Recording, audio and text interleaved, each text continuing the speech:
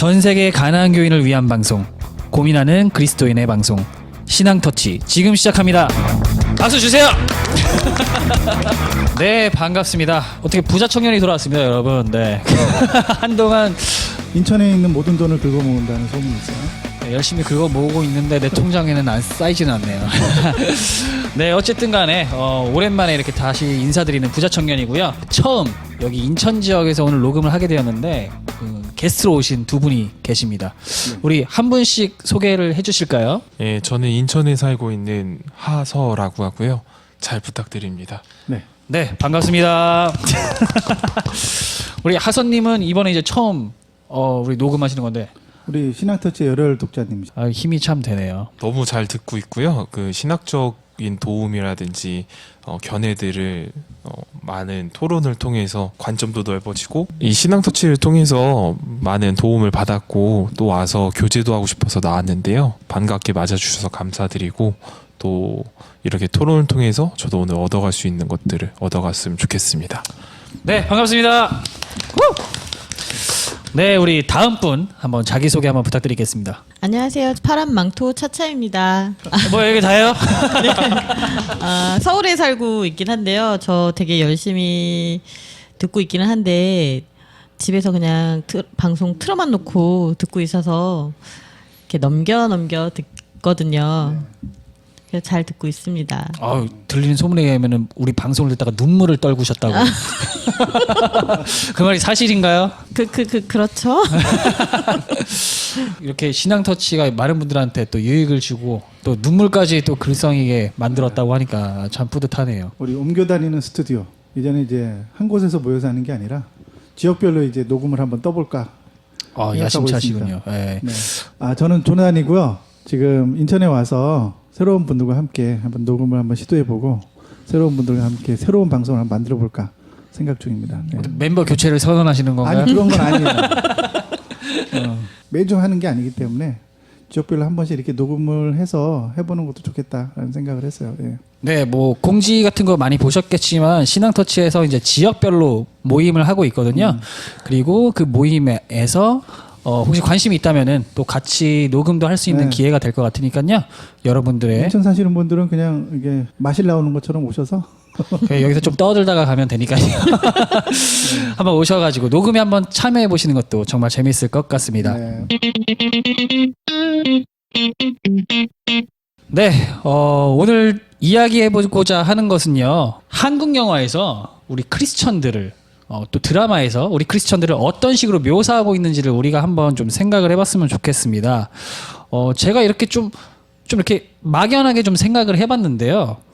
근데 막연하게 생각을 해봤는데 긍정적인 그런 묘사됐던 적이 별로 없던 것 같더라고요. 그러니까 올해가 특별히 심한데 모든 드라마, 모든 영화를 통틀어서 긍정적인 모습으로 교회에 다니는 사람들을 묘사한 게 없다. 이 기사를 쓰신 분이 제가 이 기사를 보면서 기사를 정말 잘 정리해 놨더라고요. 노력을 많이 하신 것 같더라고요. 그렇죠. 조사도 많이 하시고요. 이분이 이제 여러 가지 이제 키 포인트를 또 찝어 주셔가지고 그 주제에 맞게 잘 해주셨는데요. 저희가 그 키 포인트들마다 그 영화들을 하나씩 찝어가지고 한번 다 같이 이야기를 해보도록 하겠습니다. 첫 번째 키워드는 성소수자 혐오입니다. 성소수자 혐오, 우리 좀 큰 이슈죠. 우리 얼마 전에 이제 그 신앙터치에서도 한번 심도 깊게 다룬 적도 있었고 초빙까지 해가지고 이야기를 나눴던 걸로 알고 있는데 뭐 문제는 문제 같기는 한데 그런 삐딱한 시선들이 좀 잘못된 것 같기는 한데 어떤 식으로 묘사가 되고 있었을까요? 기사에서는 지금 윤희에게라는 영화인가요 이게? 영화죠. 독립 영화에 나왔던 건데 장편으로 제작이 됐죠. 근데 이제 많이 안 알려졌어요. 혹시 이 내용을 아시는 분이 혹시 있으신가요? 아무도 못 봤죠.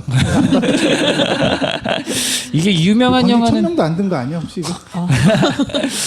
유명한 영화는 아닌 것 같기는 한데 여기 이야기를 보면은 그 개신교에 성소수자 혐오가 직접적은 아니지만 이 살포시 이제 묘사가 되고 있다고 합니다. 여기 나오는 윤이라는 분이 있는데 이분이 이제 정체성이 약간 이제 동성애자인 거예요.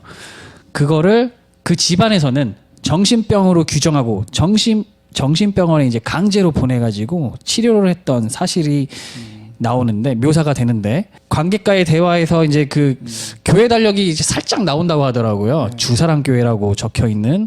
근데 그게 의도된 연출이었다. 않는다라고 약간 뭐랄까 크리스찬들이 그 성소수자들을 생각하는 안타까운 모습을 이런 식으로 좀 묘사를 해봤다라고 이야기를 하거든요. 두 분은 최근까지 다니셨던 교회 중에서 교회에서 어떤 이 동성애자들에 대한 표현이나 그들에 대한 어떤 얘기들을 좀 들으셨을 거 아니에요. 교회에서 어떠셨어요? 교회 전반적인 분위기, 그러니까 교회 안에서 동성애자들이나 성소수자들에 대한 어떤 전반적인 분위기나 뭐 그들에 대한 이야기 어떻게 들으셨는지. 일단 저 같은 경우는 대부분 말을 잘 안 하시죠. 그리고 그냥 뒤에서만 조금씩 얘기하는 그 정도? 그래서 저는 그 정도면 양호한 것 같기는 한데 그렇지 않나요? 이제 보통 이제 약간 좀 극에 가신 우리 목사님 분들 같은 경우에는 보통 강단에서 그런 말씀들을 이제 서스럼 없이 하시는 분들도 있거든요. 아 이번에 퀴어 축제 하는데 우리 나가가지고 맞서 싸워서 저 악의 군단을 물리쳐야 합니다.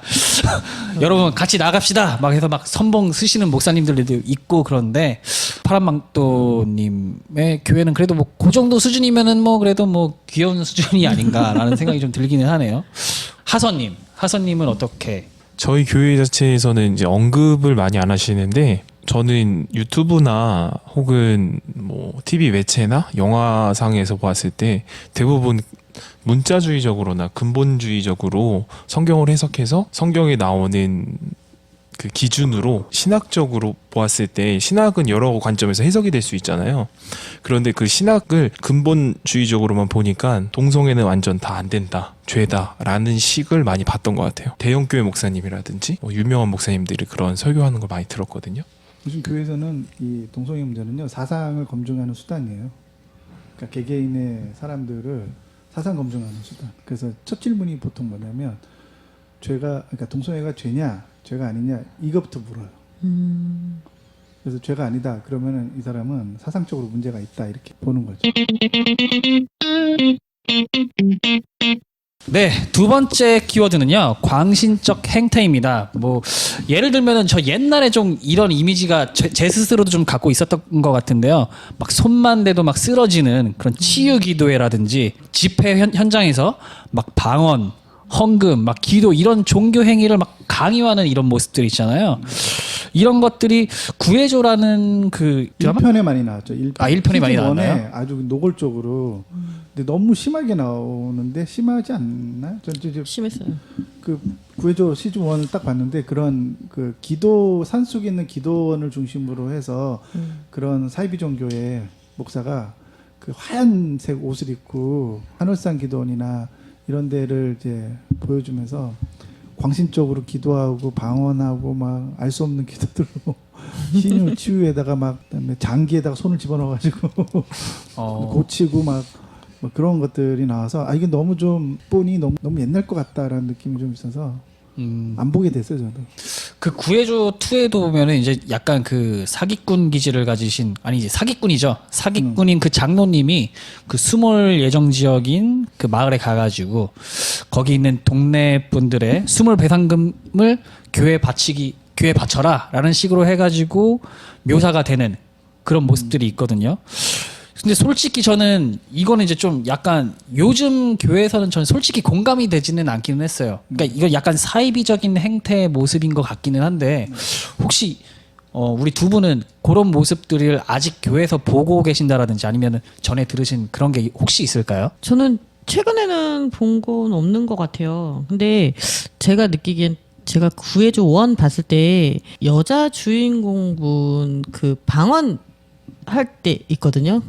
근데 딱 눈치 보면서 그냥 내가 낼 수 있는 소리를 내는 그런 행태의 그런 게 뭐랄까 그런 부분들 좀 보긴 했었는데 최근에 저 그 얘기 듣긴 했었어요. 그 방언을 꼭 해야 된다고 아직까지 그러는 교회들도 아직은 있으니까. 예전에도 저도 그런 거 들은 적 있는데 어느 기도원에 가서 방언이 안 터지면은 그거 너 기도 안 한 거다. 그 기도원에서는 일단 방언 터지고 내려와야 된다. 라고 이제 하는데 사람마다 은사가 다를 수도 있을 것 같은데 이제 약간 그런 모습들이 좀 고압적이기도 하고 좀 굉장히 불편했던 기억이 좀 있었거든요. 요즘에는 좀 뜸한 것 같기는 한데 혹시 우리 하선님은 좀 그런 거 경험하신 거나 있으신가요? 저는 이제 은사 지속론이냐 혹은 은사 중지론이냐 이런 두 가지 관점으로 봤을 때 저는 은사 지속론을 좀 믿고 있거든요. 제 신앙의 관점에서는요. 성령님을 통해서 어떤 기적이나 초자연적인 일이 아직도 일어날 수 있다라고 보긴 하는데 이게 일반적인 사람들한테는 너무 광신적인 행위로 되어지거나 혹은 그게 강요되어지거나 혹은 좀 사이비식으로 표현되는 것들이 많아서 좀 올바른 성경적인 은사 지속론을 좀 우리가 많이 보여주고 알려주고 또는 선한 영향력이 끼쳐야 된다고 봐요. 설명했던 제가 굉장히 부끄러워지네요. 이런 고차원적인 답을 주시니까 제 스스로가 되게 부끄러워지는데. 이거 한번 우리 그 성령 세례할 때 한번 한 적은 있어요. 그렇죠? 그러니까 뭐 은사가 없다는 것도 있죠. 근데 있는데 이제 그게 왜 은사를 주시고 그 은사의 목적은 뭐고 이런 것들을 충분히 이제 사람들이 인지하고 있어야지 된다는 거죠. 그래서 사실은 교회 성경에서는 은사나 이런 부분은 복음의 확장과 늘 관계가 있거든요. 근데 이제 오늘날의 교회는 별로 그거랑은 상관이 없죠. 은사를 추구하는 이유가 보통은 자기 욕심과 자기 만족, 그다음에 보이지 않는 신이 그거를 이제 오감의 능력 안으로 끌어들고 와서 그를 체험하고 싶은 인간의 욕망인 거야. 그런 의도와 이유가 결국은 은사를 추구하는 사람들의 동기와 목적이 되는 거예요. 근데 그런 부분은 좀 문제가 있긴 한데 근데 부회조 1에서는 너무 대본 쓴 사람이 조금 그렇더라고. 현실을 잘 모르시는 것 같아요. 교회 안의 현실을. 그 이제 약간 좀 사이비에 가까운 그런 행태이기 때문에 뭐 저희가 뭐 이게 정말 크리스찬의 현실을 반영한다라고 좀 보기는 어렵지만 어쨌든 대중들은 넌 크리스찬들은 어쩌면 그렇게 생각하고 있는 사람들이 혹시는 그럴 수 있을 있겠죠. 수는 있을 것 교회 같기는 밖에 해요. 있는 사람들은 그게 그렇게 보일 테니까. 네, 세 번째 키워드는 권력과의 유착입니다. 저는 솔직히 이게 있을 법한 이야기인 것 같기는 한데 왜 안태근 무죄 나왔어요? 뭐라고요? 안태근 안태근 검사. 그런 일이 있었어요? 서지현 검사 그 성추행 사건으로 우리 예전에 엄태근의 시운 용서 시운 회계 우리 한번 했었잖아요. 네네네. 예. 온누리교회 집사잖아요. 온누리교회에서 그 사람 간증하는 영상 나오더라고요. 2심인가요? 2심에서 무죄 받았죠 아마? 저는 뭐 개인적으로는 드라마나 영화 같은 거는 많이 안 보는데 요즘 웹툰 중에 무슨 비질란테라는 그런 웹툰을 좀 보고 있는데요. 거기에 보면은 거기 뭐야? 그 약간 이제 좀 이렇게 4차원인가?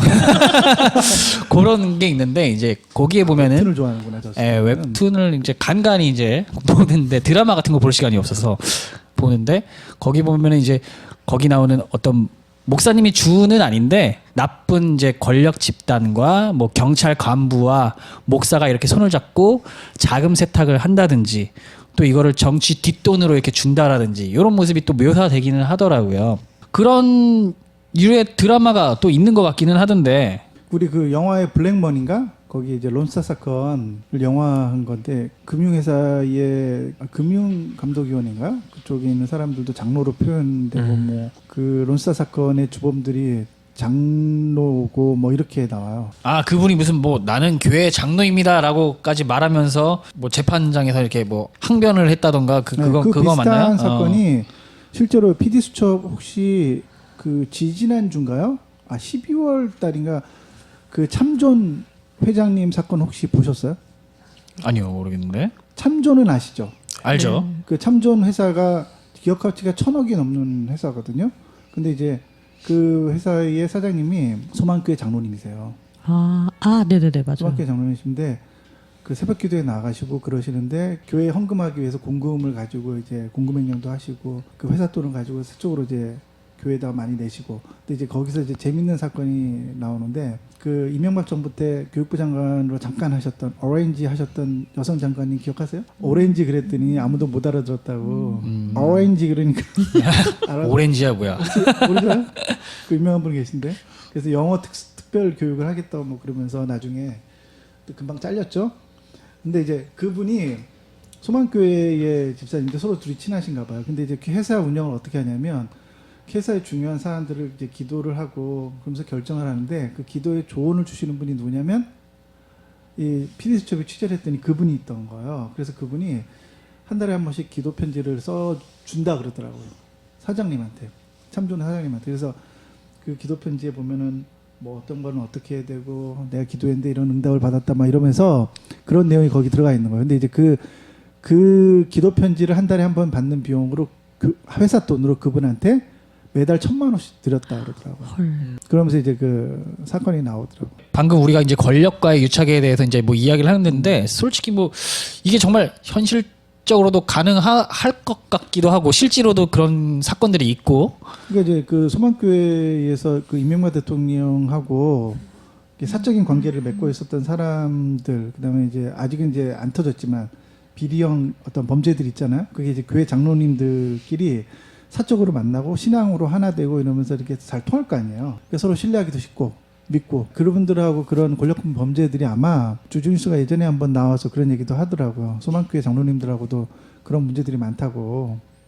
이제 그런 게 꽤 있겠죠. 아무래도. 왜냐하면 교회라는 곳이 그 사람 사귀기가 참 좋은 데잖아요. 그분들의 입장에서 모르겠어요. 그분들은 서로 진실하고 괜찮다고 느낄 거 아니에요, 다들. 그분들끼리 이렇게 같이 해서 장관 자리도 주고.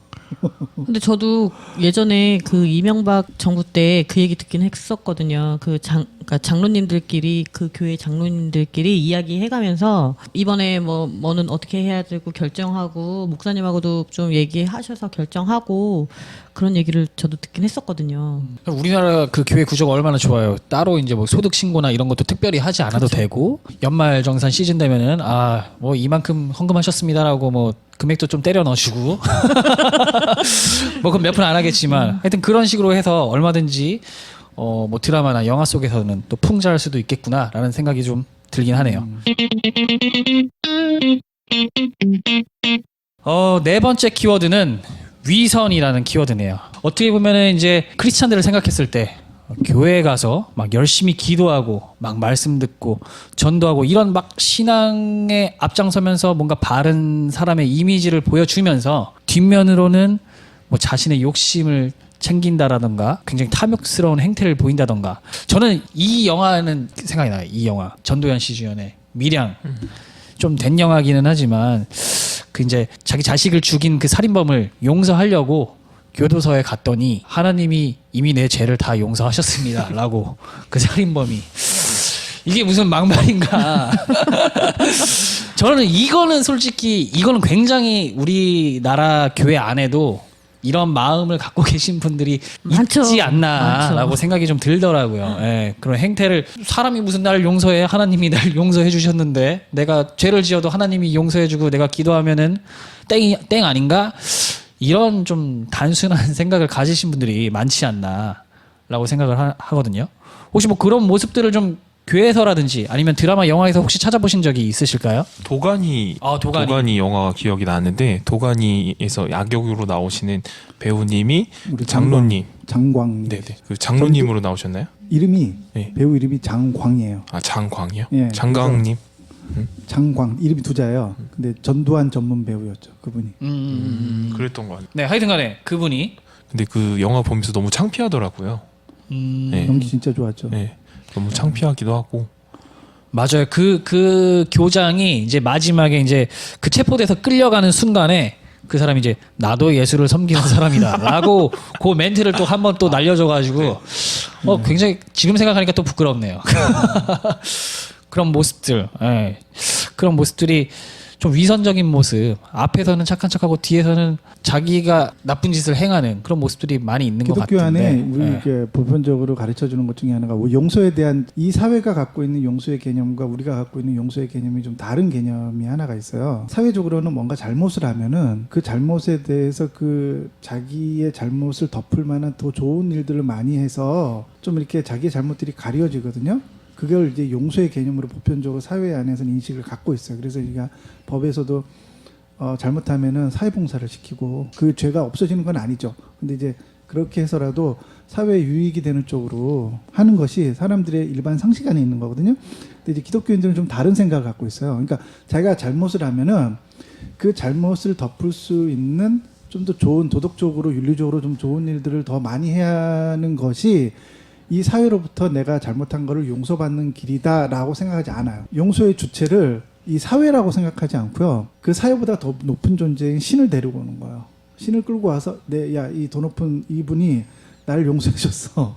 그러니까 나의 죄는 내가 뭘 잘못한 거는 이미 용서받았어. 그러니까 내가 그 잘못을 만회하거나 뭔가 하기 위해서 사회에 더 좋은 일을 하고 사회 용서를 구하고 사회적인 무리를 일으켰으니까 뭔가 더 윤리와 도덕적인 이 사회에 도움되는 일을 한다라고 하는 개념 자체가 아예 없어요. 뭐 뜬금없는 질문이긴 하지만 어떤 식으로 진정한 용서를 구해야 될까요? 우리는 만약에 아니 우리가 그게 또 이제 기본적인 얘기가 우리가 이 사회 안에 있으면은 이 사회가 통용되고 있는 윤리와 상식의 개념을 받아들여줘야 돼요. 왜냐하면 교회라는 것도 이 사회에 속해 있는 거거든요. 한 부분이란 말이에요. 교회라고 하는 집단 자체도 이 사회를 떠나서는 존재할 수가 없는 거예요. 근데 이제 우리가 그러니까 이 사회 안에서 받아들이는 기본적인 통념 자체는 교회 안에서 받아들여줘야 된단 말이에요. 이게 뭐 아니 신의 이름을 바꾸라는 것도 아니고 종교 탄압도 아니잖아. 이런 거는 종교를 탄압인데 이런 기본적인 상식에 대한 거는 기본적으로 교회 사람들도 이제 이런 인식을 가져야 되는데 그런 생각을 못 하는 거죠. 그러니까 우리 전병헌 목사처럼 내가 뭔가 성적인 범죄를 저질렀어요. 그 용서받는 길이 뭐예요? 피해자한테. 자중하고 피해자들을 위해서 뭔가 봉사를 하고 더 좋은 일들을 좀 많이 함을 통해서 그렇게 해서 용서를 받으려고 어떤 행동들을 취해야 되거든요. 근데 이제 어떻게 생각해요? 나 하나님 용서하셨어. 회개했더니 그럼 끝인 거야. 거기서 딱 끝나는 거야. 근데 그런 모습들에 일반 사회인들이 경악을 금치 못하는 거야. 그런 사고방식 앞에서. 근데 우리는 그것이 옳다고 생각하는 거, 그게 진리라고 생각하고 그게 복음이라고 생각하는 거. 그 이제 두 가지가 이 사회와 기본적인 통념과 우리의 생각이 너무나 괴리감이 너무 큰 거예요. 그것도 좀 짚고 넘어갔으면 좋겠는데. 어떤 거? 그 구원관 있잖아요. 잘못된 구원관으로 인해서 시작됐다는. 그래서 그 구원관이라는 게 죄에 대해서 죄와 용서에 대한 게 이제 나중에 한번 이 부분도 이제 심도 있게 다루려고 그러거든요. 제가요. 근데 이제 용서에 대한 기본적인 개념 자체가 기독교인들은 다른 개념을 갖고 있어요. 용서에 대해서. 그러니까 이 사회랑 다른 개념을 갖다 보니까 그렇게 쉽게 자기의 죄들을 용서받고 용서해주고 그리고 심지어는 어떤 목사들은 자기가 그 용서할 수 있는 권세가 있는 것처럼 하는 거야. 그러니까 이제 그것을 복음이라고 인식하게 되니까 거기서부터 어떤 잘못된 구원관이 생기는 거예요. 그러니까 이창동 감독이 그런 부분을 이제 사회적 고발의 차원에서 밀양이라는 영화를 만든 거죠. 예, 다섯 번째 우리 키워드는요, 사이코패스입니다. 요거는 약간 위선이랑은 또 다른 결로 또 해석할 수 있는데, 이제 말 그대로 교회 다니는 사람이 사이코패스인 경우인 거죠. 이 사람이 겉으로는 뭐 집사고 뭐 장로일지 모르겠지만 굉장히 심각한 사회 문제를 야기하는 막 살인을 저지른다든지 이런 사이코패스인, 그렇게 또 묘사된 드라마나 영화가 혹시 있을까요? 저는 그 얼마 전에 그 웹툰 원작으로 한 그 타인은 지옥이다. 그거는 자주 보는구나. 웹툰을 좋아합니다. 틈틈이 보고 있어요. 타인은 지옥이다를 좀 봤는데요. 근데 이제 거기에서 그 살인에 가담했던 그 고시원을 운영하는 아주머니가 계시는데 그 부분이 이제 교회 집사로 이제 나오더라고요. 그분이 동백이 엄마죠? 동백이 엄마. 저는 그 드라마는 또 안 봐가지고. 그래? 뭘 말씀하시는지는 아는데, 그 아주머니가 하여튼 그 안에서 단체로 살인을 저지르고 같이 이제 숨기고 하는 그런 드라마인데, 구체적으로 뭐 교회를 다니고 뭐 이런 모습이 나오는 거는 아니지만 그냥 집사로서 나오더라. 이 드라마에서는 그 크리스찬이 사이코패스로 나오더라라는 게 좀 생각이 나네요. 혹시 또 다른 거 생각나시는 게 있을까요? 저는 이제 신앙터치 들으면서 좋았던 부분이 네. 이렇게 설명을 해주시고 같이 토론하면서 그 중간중간에 나왔던 우리가 가지고 있던 이런 사회적인 사건들이 왜 나타나는지 설명을 해주시지만 그 배경에는 이러한 잘못된 신앙관이 있었기 때문에 이런 게 나올 수밖에 없었다라고 하는 신학적 해석들이 전 참 좋았거든요. 저도 이제 고 배우고 한 내용들이 있으니까 그걸 내가 말해도 되나? 말하지 말까라는 생각이 들어가지고 이게 너무 딱딱하게 교조적으로 가면은 아니요. 그럴 수 있나라는 생각이 들어서. 들어보고 우선 편집할 거니까 걱정하지 마요. 그래요? 우리가 성도로 부름을 받고 혹은 여기서 나오는 내용에 보면 집사 혹은 장로 이야기가 나왔잖아요. 그런 부름을 받았을 때에는 하나님께서 우리들에게 거듭나게 하시는 그 성령의 사역을 보면 거듭난 성도에게는 따라오는 게 당연히 하나님의 열매가 따라오잖아요. 그런 것이 없이 오늘날 이렇게 직분을 받고 거듭난 사람에 대해서 우리가 확인하는 과정 없이 이 사람의 직이라든지 사회적 신학적인 배경을 보고 그 뽑는 혹은 교회의 연차를 생각해서 뽑는 그런 구조가 좀 잘못되지 않았나라는 생각이 들거든요. 그렇죠. 왜냐하면 저도 신학식 들으면서도 배웠던 것은 뭐냐면 이 거듭남에 대한 중요한 이슈들 있잖아요. 과거에는 구도자가 있고 구도자에서 이제 성도로 부름 받은 사람들이 세례를 받는 그러한 그렇죠. 그러한 시스템이 있었던 게 우리 초대교회 모습이고 기독교의 모습인데 그걸 다 많이 잃어버렸기 때문에 이러한 결과가 요즘 나오지 교회들은 않았나. 구도자에 머물러 있는 거를 내버려 두질 않아요, 교회들이. 네. 왜냐하면 빨리 월반을 그러니까요. 시켜가지고 네. 부려먹고 이제 봉사를 시켜야 되기 때문에 구도자에 머물러 있으면 안 되잖아요. 네. 그러니까 대충 그렇게 해서 빨리 해서 넘겨가서 집사 되고 연차 되고 서류 뭐 나이 집사, 되고 검사 결혼했고 이런 거 뭐 만드는 이러면은 뭐 집사 주시고 또 어느 정도 되면은 또 안수 집사 주시고 장로님 달고 헌금하라고 그러고 그러시더라고요. 제 기억으로는 초대교회는 3년 동안 교리 교육을 한 다음에 그 다음에 이제 초대교회요. 3년인가 그 교리 교육 초대교회인지 모르겠는데 3년 정도 교리 교육을 마치고 난 다음에 그 다음에 성도가 되는 구도자에서 성도가 되는 걸로 들어간다고 기억을 하거든요. 초대교회가 그런 시스템이 있었을 리가 없잖아요.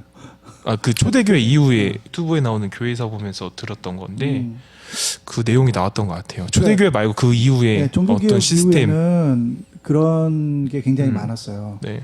그러니까 지금 한국 교회는 교회 나오면 한 6개월 정도 있어야지만 세례 교육을 받을 수 있고 보통 그러잖아요. 그게 네네. 이제 구도자의 기간을 두는 거예요. 근데 이제 청교도 때나 그 이전에 종교개혁 때는 그런 게 좀 심했죠. 왜냐하면 그때는 99.9%의 사람들이 다 하나님과 예수를 믿어요.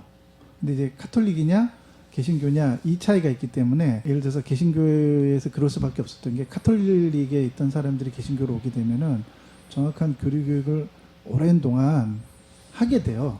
그리고 이제 그때 당시만 해도 그게 가능한 이유가 그때는 수평 이동이라는 것 자체가 없어요.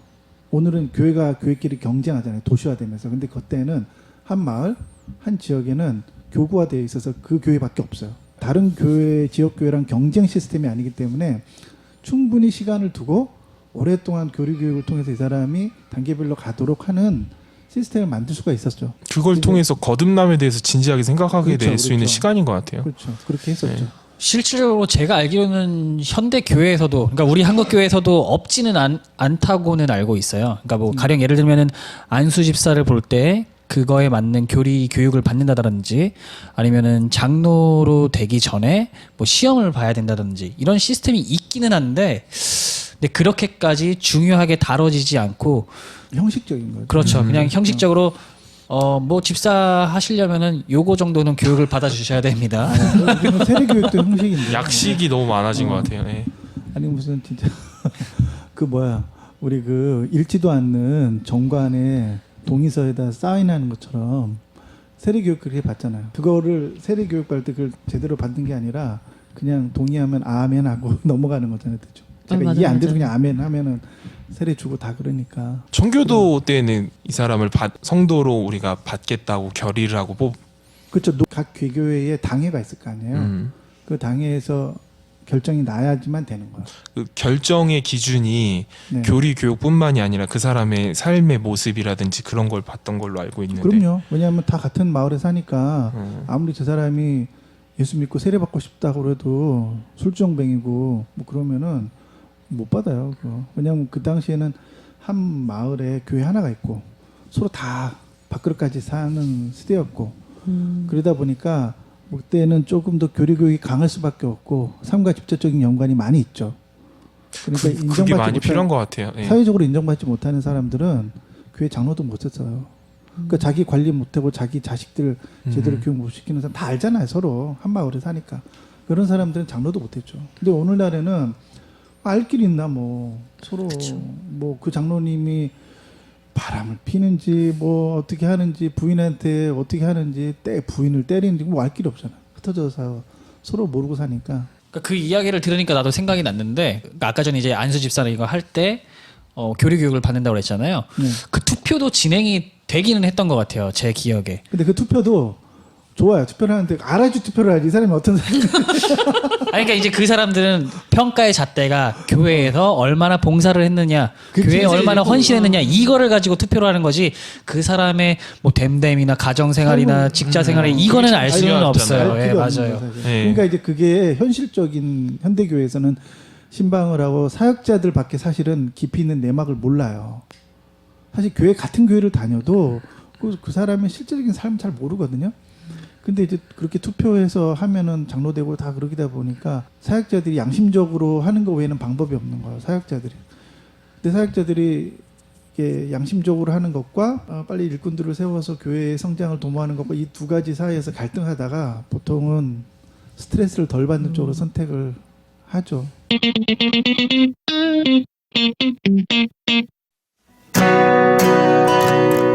신앙처치를 후원하실 수 있습니다. 3번의 클릭으로 정기 후원자가 될 수 있는 방법 알려드리죠. 1번 미션 펀드를 검색한다. 2번 신앙터치를 찾으세요. 3번 후원을 클릭하시면 됩니다. 여러분의 후원이 질 높은 방송을 제작하는데 아주 소중하게 사용됩니다. 가나안 교인의 방송, 고민하는 그리스도인의 방송, 신앙터치가 여러분의 후원을 기다립니다. 저희의 마음을 터치 해주세요. 자, 다음 키워드는 비극 앞에서 무기력. 비극 앞에서 보통 일반적으로 이제 교회 다니는 사람이라고 하면은 그 사람들 안에 뭔가 그 담대한 믿음 같은 게 있어서 아무리 어려움이 닥쳐와도 그걸 다 이겨낼 수 있을 것이다라는 게 일반적인 생각인 것 같은데도 불구하고 보통 이제 그 드라마나 영화 같은 데 보면은 교회를 다닌 사람도 똑같이 좌절하고 이런다라는 거를 보여주는 것 같더라고요. 예를 들면은 어떤 게 있을까요? 우리 하선님 혹시 생각나시는 거 있나요? 저는 이야기 들으면서 그 운명론, 운명론. 네, 운명론에 대해서 좀 생각이 들거든요. 그러니까 운명론이라는 걸 하나님께서 모든 걸 다 정해 주셨으니까 그거대로 순응해야 된다.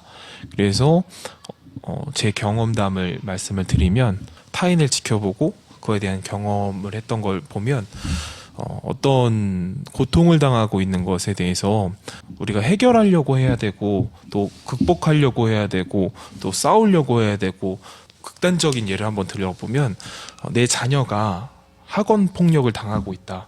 그 굉장히 고통스러워하고 있다.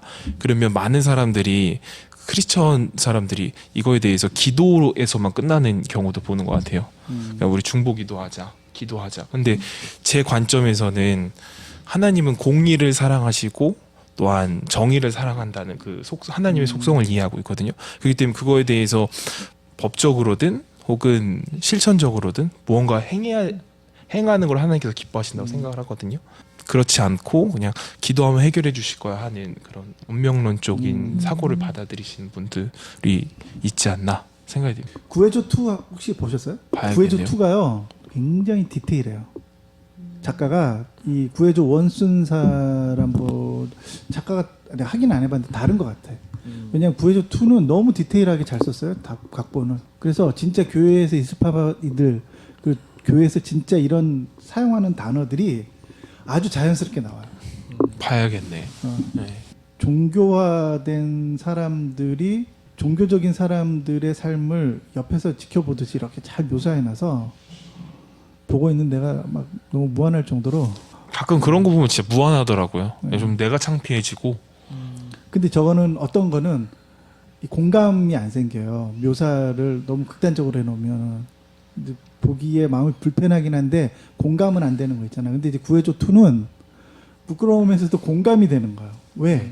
작가가 대본을 너무 잘 써서 실제로 있을 법한 실제로 있는 그런 모습들이라는 평상시에 거죠. 교회 사람들이나 교회 안 다니는 사람을 교회로 데려가는 과정에서 쓰는 단어들, 그 다음에 교회 안에 있는 사람들이 쓰는 단어들을 아주 적절한 단어들을 많이 들어와서 그런 부분들이 좀 이렇게 위화감 없이 다 들린다는 거. 또 우린 또 익숙하니까 오히려 논 크리스찬들은 이 드라마 뭐야 막 이럴 수 있지만 우리는 그래서 좀 2는 더, 시청률도 잘 나왔어요.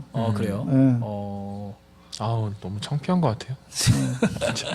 구해줘 1보다 구해줘 2가 시청률이 훨씬 더 잘 나왔어요. 저 1탄 조금 보다가 네. 그 아이들 육아 때문에 못 봤거든요. 그런데 이게 제 어릴 적만 해도 있었던 일들인 걸 보면서 이게 너무 크리스찬으로서 너무 창피하더라고요. 아마도 이제 지금 쓰신 작가님들이 뭐 우리 하선님 뭐 그 정도 또래이시라면은 충분히 그런 이야기들을 얼마든지 어렸을 때 봤기 때문에 얼마든지 그런 뭐랄까 그런 이야기들을 꾸며낼 수 있을 것 같고, 또 아마 그분들도 그런 내부적으로 또 경험을 해봤으니까 그런 이야기들을 잘 묘사하고 하지 않았을까요? 예, 그런 생각이 좀 들긴 하네요. 그 교주가 되는 사람들의 특징이 뭐냐면요. 그 구해적 원에서 이렇게 좀 설명을 좀 해놨더라고요. 제가 그걸 보면서 저도 이제 뭐 띄엄띄엄 봐서, 근데 이제 이런 거 있어요. 애견 문화가 발달하고 있잖아요. 그다음에 애견 문화가 발달하면서 혹시 그 기사 보셨나요? 자기가 감당할 수도 없는데 길거리에서 있는 고양이나 개들을 집안으로 다 데리고 들어오는 거예요. 혹시 그런 기사 보셨나요? 요즘에 그런 분들이 꽤 계시다 그러더라고요. 네, 주위에 그게 뭐냐면 있긴 있는데. 인간이 기본적으로 갖고 있는 이 욕망이 뭐냐면요.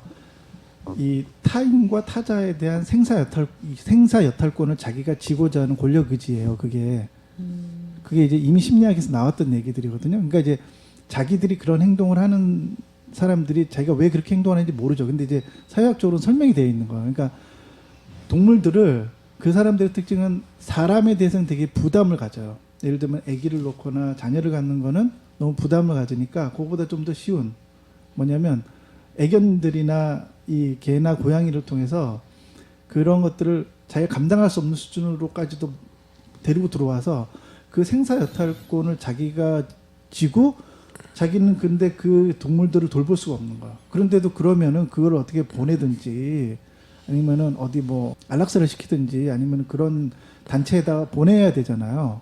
진짜 그 개를 좋아하거나 사랑한다면. 근데 그렇게 막 그 한 장소에서 막 그렇게 피폐하게 있는데도 불구하고 걔네들을 못 놓아주는 거야.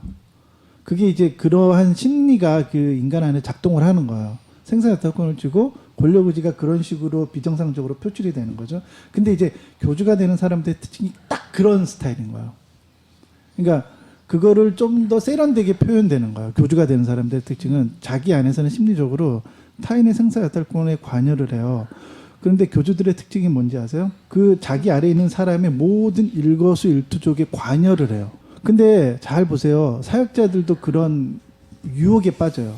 사역을 하는 사람들이. 왜냐하면 사역을 하다 보면은 그게 자기들은 목양을 한다고 말하고 자기들은 그 사람을 사랑한다고 말하고 케어한다고 말해요.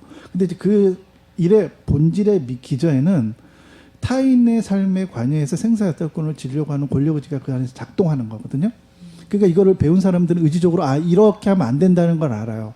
그래서 교회 안에서 정한 테두리 안에서 말씀을 가르치고 해야 되는 건 해야 되는 거죠. 도움을 줘야 되죠. 그렇지만 그 사람의 생활에 뭐 성생활이나 개인의 생활이나 이런 거 관여하면 안 되는 거예요. 그 범죄거든요. 근데 사역자들이 그 선을 언제든지 넘어가요. 근데 교주들의 특징은 더 많이 넘어간다는 거야. 그래서 그 구해적 원에 보면은 그 가족이 그 기도원으로 오잖아요. 망해가지고 그 교주가 집도 제공해주고 뭐 이러면서 그 사람들의 모든 삶을 다 통제해버리는 거야. 근데 이제 사역자들이 그런 유혹에 많이 빠져요. 넷플릭스에서 보면 익스플레인 세계를 해설하다 시즌 2 믿음의 함정이라는 편이 나오거든요. 그래서 보면 사이비 교주가 어떻게 사람들을 유혹하고 그 사람들이 집단을 구성하고 그 집단적인 이상한 행동을 하게 되는지에 대해서 설명하는 그런 다큐멘터리인데요. 재밌겠다. 25분 정도밖에 안 되고 재밌어요. 요거 방송 하나 만들어도 되겠네. 네네. 네. 그 나와 있는 잠깐 설명을 간추려서 말씀을 드리면 예. 사람들을 현혹하고 좌지우지하는 사교, 그 강력한 힘은 어디서 나올까? 사교의 속성과 전략을 직시하자. 외로움과 고립이 유행병처럼 번지는 지금이 가장 위험한 때이니 하면서 믿음의 함정 이렇게 딱 나오거든요. 네네. 이거 한번 같이 보시고 이야기 나눠도 좋을 것 같아요. 그러니까 이제 우리나라가 좀 특이한 구조긴 한데요. 대부분의 교회에 헌신된 사람들이 목사 중독에 빠지잖아요. 그러니까 사실은 그거랑 이거랑 비슷한 거예요. 사실은 본인도 목사를 의지함을 통해서 자기 의사결정권을 넘김을 통해서 회피기동을 하는 거예요. 그러니까 자기의 인생에 문제가 있어요. 인생에 문제가 있는데 그 인생의 문제를 맞닥뜨리고 결정하는 게 굉장히 스트레스가 되거든요. 근데 사람이라는 거는요. 기본적으로 그런 거가 처음에 힘들지만 하다 보면은 쉬워져요. 그러니까 어렸을 때부터 주도적인 훈련을 주체적인 걸 갖고 이렇게 하는 거거든요. 여행도 보내고 이렇게 하는 이유가 결정을 하다 보면 나중에는 스트레스가 적어져요. 근데 이제 그러지 못하는 사람들은 자기의 의사결정권을 타인에게 넘겨서 회피기동을 발동해가지고 그 사람에게 넘긴 다음에 자기가 편해지려고 그러는 거야. 근데 그거를 마치 목사들은 오해하는 거예요. 아, 마치 자기가 정말 하나님께서 나를 부르셔서 이 뭐라 그래야 되나, 그 성경에 나오는 것처럼요, 길 잃고 방황하는 어린 양들을 나한테 보내주셔서 사명감으로 그걸 받아들이는 거죠. 그래서 그 일을 실제로 하게 되면은 교회 안에 어떤 그런 문제들이 구조적으로 딱 만들어지게 돼요. 정착이 딱 돼가지고.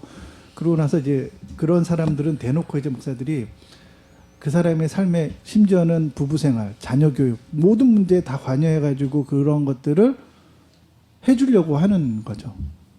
그러면서 점점 가다 보면은 신천지가 되는 거예요.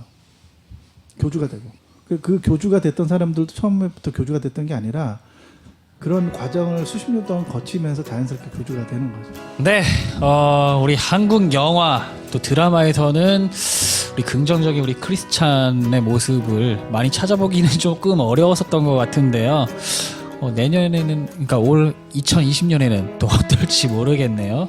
하지만 우리 실제 우리 크리스찬들, 우리 이 방송을 듣고 있는 크리스찬들은 적어도 이 세상에 떳떳한 크리스찬들이 됐으면 좋겠습니다. 자, 방송 여기까지만 해볼까요? 수고하셨습니다. 수고하셨습니다.